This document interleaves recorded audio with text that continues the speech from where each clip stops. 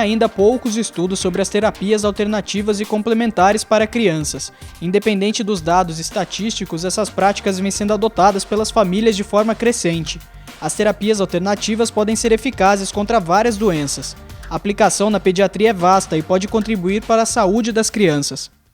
Olá, estamos iniciando o programa Ponto de Encontro, que apresenta nesta edição as possibilidades de tratamentos integrativos com destaque para crianças com distúrbio de comportamento.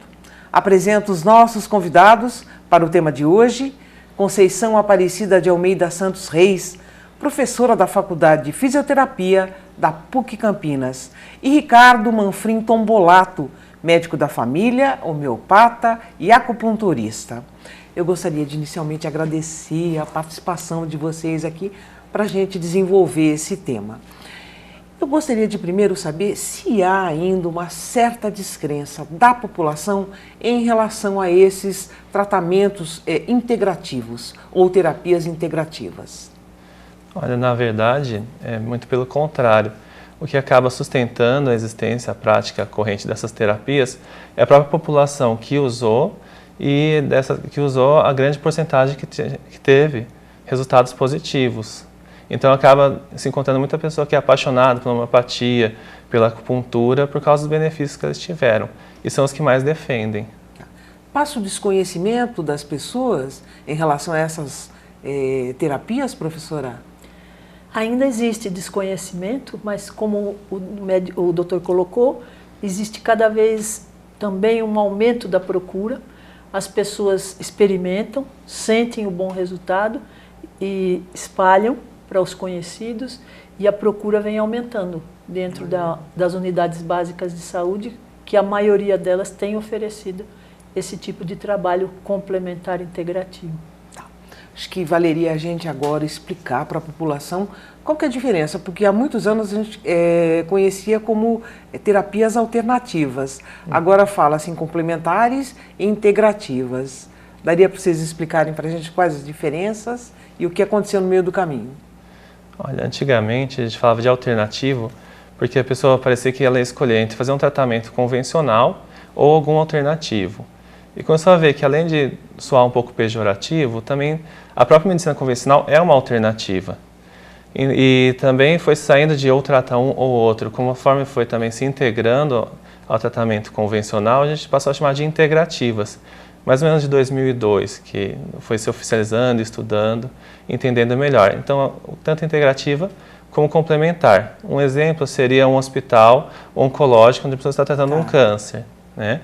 E aí ela está tratando com a quimioterapia, que é o tratamento convencional, às vezes cirurgia, e pode fazer uma meditação para ajudar no controle da dor, diminuir a necessidade de medicação analgésica, ou fazer acupuntura nos pontos para controlar as náuseas do próprio medicamento. Quer falar alguma coisa, complementar essa parte, professora? Eu acho que cada vez mais elas têm se tornado mesmo integrativas, né? Isso é uma proposta do SUS, é um dos princípios do SUS, a integralidade, que uma das vertentes dessa proposta é a gente oferecer tudo o que há de melhor para o tratamento daquele indivíduo, o que há de mais eficiente. E nisso a gente tem entendido saúde cada vez mais como uma atuação multidisciplinar, onde vários saberes se complementam e podem ajudar aquele paciente. Então, hoje a gente tem oferecido várias possibilidades que se complementam, né, que se integram e integram a pessoa também. Então, já tem caído em desuso a palavra alternativo dentro dos meios da saúde e tem se usado muito mais técnicas que são complementares mesmo, uma a outra, e integrativas. Tá certo. O nosso foco hoje, o nosso destaque são as crianças. Gostaria de perguntar para vocês se todas as terapias são seguras para as crianças, se os pais devem redobrar a atenção em relação a algumas técnicas ou terapias. Eu penso que todas as terapias, né, precisam de critério para a sua aplicação, sejam as tradicionais, sejam novas terapias que surgem, todas elas envolvem sempre indicações, contraindicações, cuidados que se deve ter dentro das terapias. Então é muito importante quando a gente decide utilizar algum trabalho desse, ver a procedência do trabalho. Hoje, por exemplo, a nossa medicina, né, a saúde pública oferece uma série de linhas complementares e integrativas. Então, o importante é a gente sempre respeitar, fazer esse trabalho com profissionais que tenham conhecimento suficiente e respeitem indicações, contraindicações, cuidados, né? A própria massagem infantil, que hoje em dia tem sido bastante utilizada, ela tem contraindicações, como qualquer massagem, para o adulto também. Então, massagem, como eu digo, salva às vezes uma situação, uma pessoa, e massagem complica a vida de uma pessoa, né? Um insuficiente cardíaco, recebendo uma massagem de corpo todo, se ele está descompensado, ele pode ir a óbito numa mesa de massagem. Então, todas as técnicas complementares, tradicionais, não tradicionais, elas têm indicações precisas. Então, é importante que, ao fazer, a gente respeite esse saber. Muitas vezes as pessoas acham que por ser uma massagem ou por ser uma homeopatia, uma coisa que um passa para o outro, né, existe essa prática. E o Brasil é um país que se automedica muito, né, que se autotrata muito, às vezes sem esse conhecimento. Então a gente precisa partir do conhecimento científico que já existe sobre cada técnica dessa. Ver as indicações e contraindicações e ali passar a utilizar, né? Doutor, qual é a sua observação em relação a esses cuidados dentro ainda dessa linha que a gente está discutindo aqui? Eu acho que a professora Conceição acabou falando tudo, né? O mais importante de todos os tratamentos em saúde é rever sempre a indicação, né? Tem que estar bem indicado. Por mais que pareça inócuo, um tratamento mal indicado pode trazer prejuízo, nem que seja uma preocupação, achar alguma alteração que não sabe bem o que é. Então, assim, tem que estar bem indicado com uma técnica correta. Aí, para isso que existem os profissionais de cada área, e assim você vai ter benefício e diminuir os riscos. Professora Conceição, quais as indicações, eu até falei um pouco no início, né, das massagens terapêuticas para as crianças? Em que condições? Eu penso que hoje no Brasil... Ou problemas, né? Ou problemas. Hoje no Brasil, massagem tem sido muito mais procurada pela população. Já tivemos, né, ela é uma coisa muito antiga, estudos de massagem como forma de terapia aparecem escritos aí da China há mais de 8.000 anos, né, da Grécia, da Índia. Então, um povo que se massageia há muitos anos, né? E a população brasileira tem procurado um pouco mais massagem como forma de terapia. E na criança, a gente já tem há uns 15, 20 anos trabalhos concretos com massagem terapêutica. E eu particularmente trabalho já há alguns anos dentro da docência, na PUC de Campinas, no curso de fisioterapia, com a massagem infantil em creches. E no próprio centro de saúde, onde a gente reúne as mães e passa, né, esse trabalho.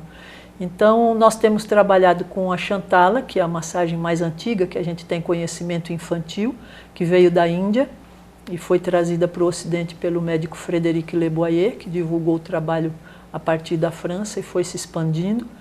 E a massagem de toque da borboleta, que é uma massagem bem mais jovem, criada por uma médica americana. E aí é mais recente? Mais recente. Essa massagem foi criada na década de 1990, 2000. Então, nós trabalhamos com essas duas massagens, geralmente na creche. Essa mais recente, o toque da borboleta, é uma massagem, como ela é muito superficial e muito rápida, a gente usa como introdução do trabalho com a criança, até que a criança se adapte comigo, com os alunos, e confie o suficiente para entregar realmente o corpinho para o trabalho de massagem. Então, logo ela esteja segura, e os pais, todas essas crianças só entram para o tratamento mediante autorização dos pais.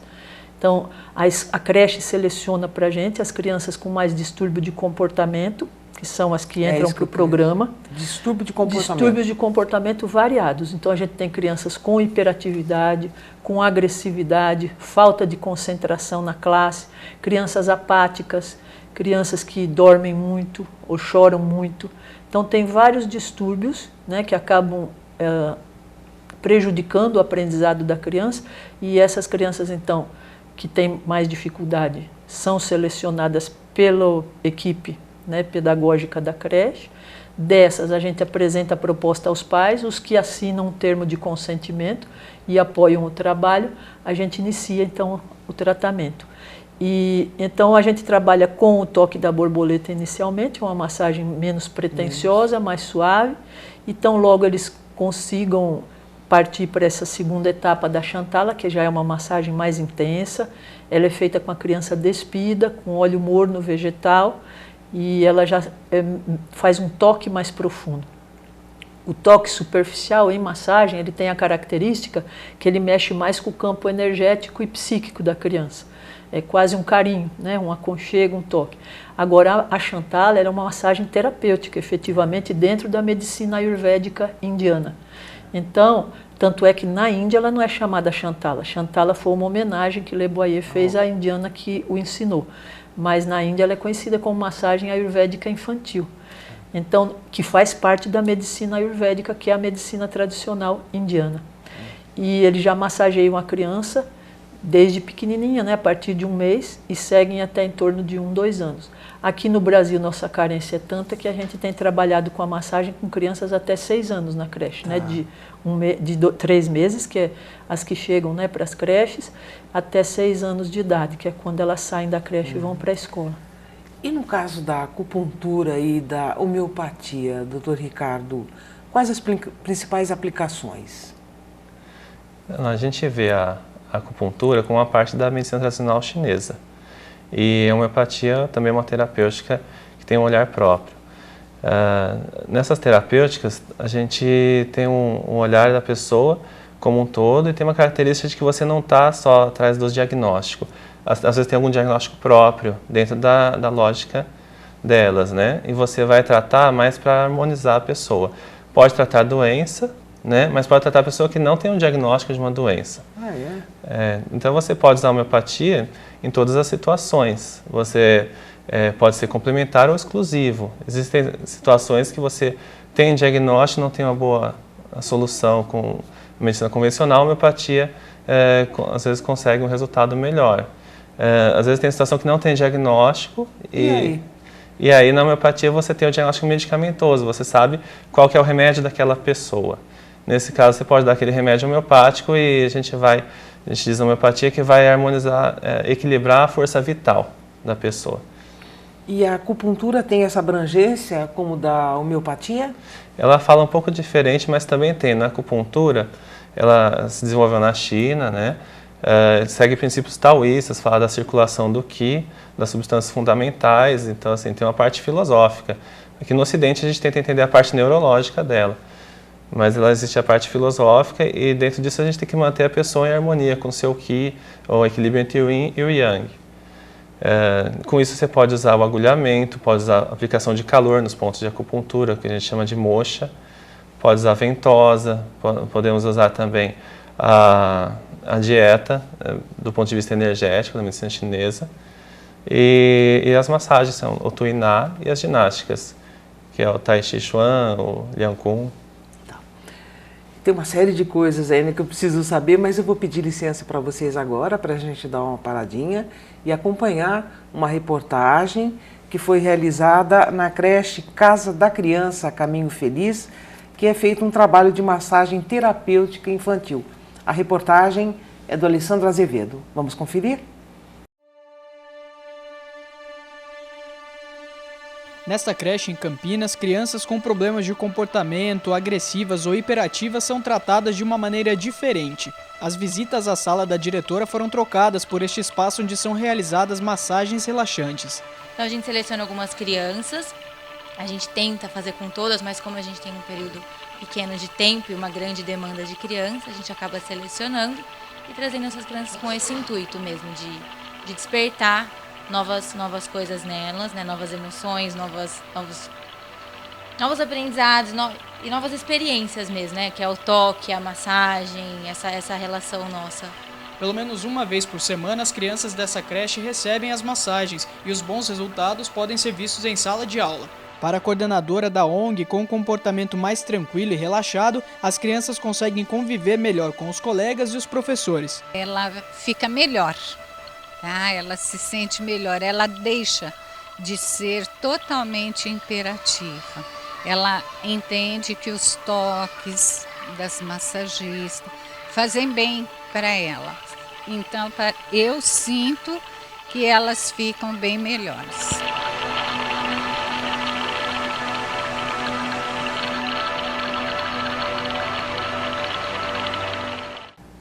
Professora Conceição, essa na verdade é uma parceria da PUC Campinas com o Centro de Saúde, com essa creche. Explica pra gente como é que se dá essa dinâmica, que tipo de atendimento é feito. Certo. Esse trabalho faz parte de uma disciplina da Faculdade de Fisioterapia, que é a disciplina de saúde coletiva, Fisioterapia e Saúde Coletiva, onde a gente atua em várias frentes, intramuro, dentro do centro de saúde e fora dele. Fora dele nós vamos às escolas, fazendo saúde do escolar, às creches, a empresa, fazendo saúde ocupacional, e dentro das creches, então, nosso trabalho é de estimulação com as crianças e dessa massagem terapêutica. Como eu disse, onde a gente seleciona as crianças com mais dificuldade de comportamento. A gente já tem trabalhado há uns 10 anos e conforme a frequência, né, às vezes a gente consegue em algum ano ter maior número de dias onde a gente participa e a própria diretora coloca. Quanto mais vezes na semana a gente trabalha com a criança, mais efeito eles veem no comportamento dela em classe. E, às vezes a gente trabalha só uma vez por semana, isso é pouco, a gente precisaria trabalhar mais para ver o efeito com mais rapidez, né? Mas as crianças têm melhorado bastante, essa questão da concentração em classe, de choro excessivo, de agressividade, crianças apáticas, né? Tem crianças com histórias muito fortes, nós trabalhamos numa região onde existe bastante dificuldade econômica e existe também a questão da droga, né, e de violência mesmo. Então, tem ajudado muito essas crianças a superarem com um pouco mais de tranquilidade esses problemas, né? Nós temos histórias bem fortes vividas aí dentro desse trabalho. Uhum. Doutor Ricardo, voltando um pouco agora para a acupuntura, como que as crianças, qual a receptividade das crianças em relação à acupuntura? Eu digo por causa das agulhas. Uhum. Na criança a gente tem algumas diferenças em relação ao adulto, né?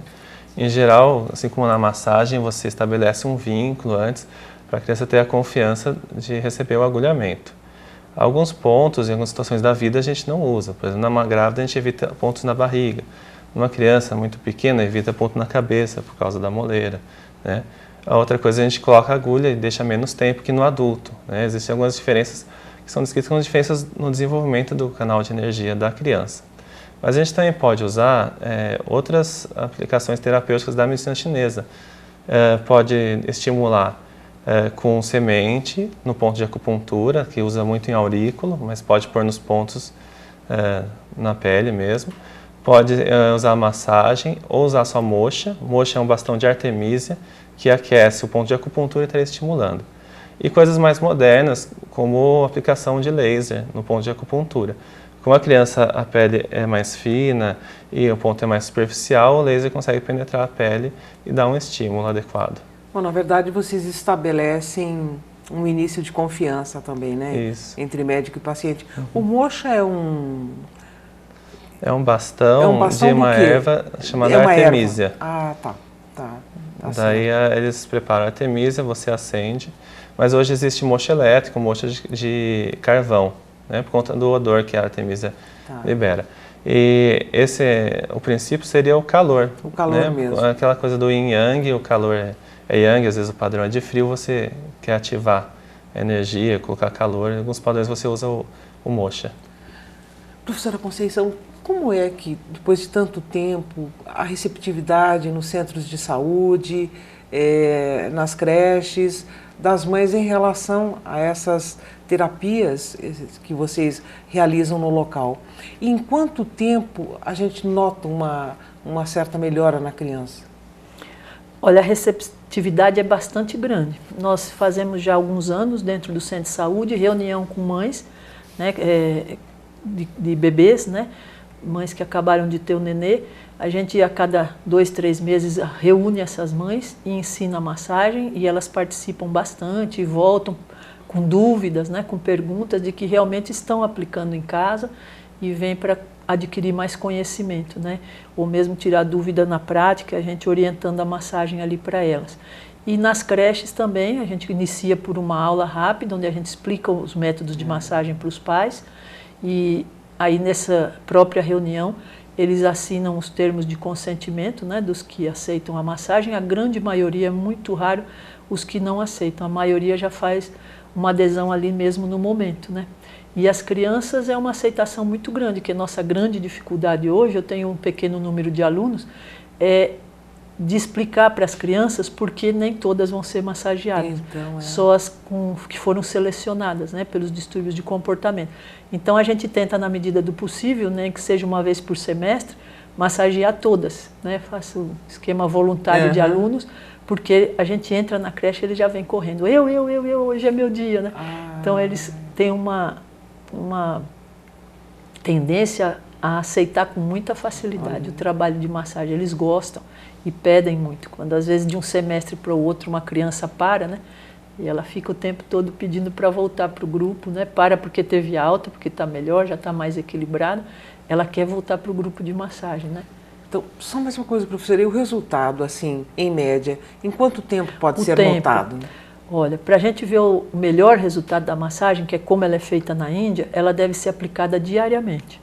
Esse é o grande resultado. Então, em torno de um mês, problemas como cólica infantil, né, distúrbios menores de comportamento que não envolvem problemas psíquicos mais sérios, a gente consegue um resultado bastante rápido. E agora, quando a gente trabalha como eu, pouco tempo, né, pouca frequência, a gente tem trabalhado de 1 a 2 vezes por semana, às vezes, para a gente ver o mesmo resultado que a gente veria em 2, 3 semanas, né, numa criança, precisa-se um pouco mais de tempo, né? E a gente encaminha também para trabalho psíquico os pais, né, que geralmente a criança sofre de alguns distúrbios de comportamento por conta do núcleo familiar, que está alterado. Então a gente encaminha esses pais para terapia, né, para trabalho dentro do centro de saúde e associa, por isso complementar, associa com o trabalho de massagem. Então vai depender muito da frequência e do nível de profundidade da causa do problema, porque aí os pais têm que entrar em terapia também, né? E no caso da homeopatia e acupuntura, doutor Ricardo, em quanto tempo você consegue ver alguma situação mais favorável? Bom, também depende do problema, se é agudo, se é crônico. A homeopatia, a gente fala que tem que achar o remédio da pessoa, você tem que achar no remédio de fundo dela na potência adequada. Então, em alguns casos, no primeiro remédio você já vê resposta, eles falam, em uma semana já fala, estou melhor. A gente aguarda um mês para saber se é só o remédio ou se é aquele entusiasmo do tratamento, né? Em geral, às vezes em um mês, às vezes pode demorar mais, né? E a homeopatia, a gente tem um acompanhamento, a gente pensa num processo a longo prazo. Na acupuntura, você tem um efeito agudo, imediato, você põe a agulha, às vezes é imediato, já melhora a dor. Para comportamento não, mas para a dor você vê bastante isso. Mas para mudar o padrão, aí vão geralmente 6 aplicações, a gente costuma fazer 10, né? Mas em 6 você já vê mais ou menos onde que vai estabilizar o quadro. Que a gente faz semanal, né? Umas 6 semanas. Umas 6 semanas, né? Tá. Para a gente poder encerrar esse programa aqui, nós estamos falando de terapias integrativas para a saúde das crianças. Vocês acreditam que essa é uma tendência? Elas vieram para ficar? Qual que é a expectativa em relação ao nosso tema em questão aqui de hoje? Eu penso que essas alternativas, a tendência é essa mesmo, né? De continuarem e cada vez irem se complementando mais, esses conhecimentos se intercalando, né? A gente conseguir aprofundar a conduta, né? do tratamento. Como eu disse, a maioria delas são terapias já milenares, né? Em algumas regiões do mundo, e agora elas têm chegado e o próprio Ministério tem tentado introduzi-las dentro dos seus programas aí de saúde, e a gente tem sentido que os lugares que têm a aplicação dessas terapias, a população já vai se adaptando, já vai criando a demanda para esse tipo de trabalho, e eles ficam muito chateados se um profissional que desenvolve esse tipo de trabalho eventualmente sai, é transferido, né? Muda de programa, a população se ressente bastante e vai atrás de outro local do SUS que ofereça aquela terapia, né? E mesmo no particular, onde eu trabalho também com as técnicas, sente-se cada vez mais procura e as pessoas vão ficando adeptas mesmo daquele trabalho, se acostumam e vão em busca onde tiver, né? Então, você se sente a bem, tendência né? é se instalar mesmo, né? Você melhora. Bom, eu gostaria de falar que eu percebo uma evolução, né, nessas práticas, né? Elas vão sendo transformadas à medida que elas vão sendo usadas junto com a medicina convencional, né? A gente vê bastante na acupuntura, tendo aspecto neurofisiológico dela. E o cuidado, na verdade, é da gente não transformar elas demais e elas descaracterizarem. Que a grande vantagem delas é você ser mais humanizada, você valorizar a pessoa e você buscar um processo de saúde que não seja apenas ausência de diagnósticos de doença. Né? Outra que também, às vezes, a gente fica em cima do diagnóstico, a pessoa tem um problema e não chega a ter o diagnóstico em si. Então, ela tem essa possibilidade. À medida que a gente avança e entende mais cientificamente, com o olhar da medicina convencional, a gente tem o risco de deixar de lado os princípios filosóficos que não foram bem entendidos ainda e abandonar coisas de valor. Né? Então, tem que equilibrar, fazer uma coisa integrada e não esquecer disso, que você pode beneficiar a pessoa para ter saúde e ela estando inclusa no processo. Por exemplo, você vai se preocupar com alimentação adequada, com exercício, buscar a paz, né, para gerar mais saúde. E não só buscar diagnóstico, será que eu não tenho nada ainda? Será que eu já estou doente? Então você tem esse trabalho. Né? E outra, você sair dos rótulos e sair da medicalização excessiva, que hoje em saúde pública a gente fala muito disso, de não medicalizar a sociedade. Né? Hoje tem um remédio para você dormir, um para acordar, um para fazer cocô, né? Outro para prender o intestino. Então a gente tende a usá-las para você gerar saúde e a pessoa participar mais. E não ficar só suprimindo sintomas, nem rótulos. Né? Essa criança ela é agressiva e agitada, vamos dar um negócio para não ser mais agressiva e agitada.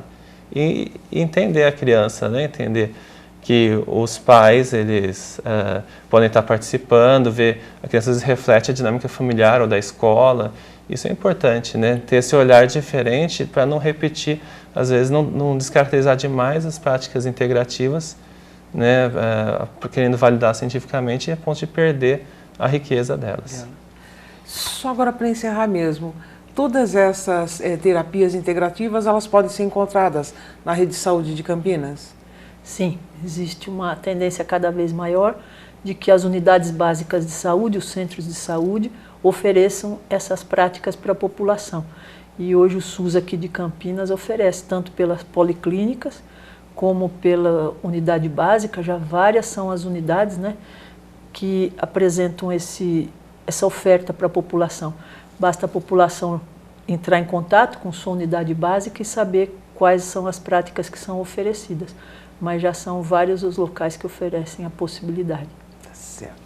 Professora Conceição, doutor Ricardo, agradeço muito a participação de vocês aqui e a contribuição para o tema.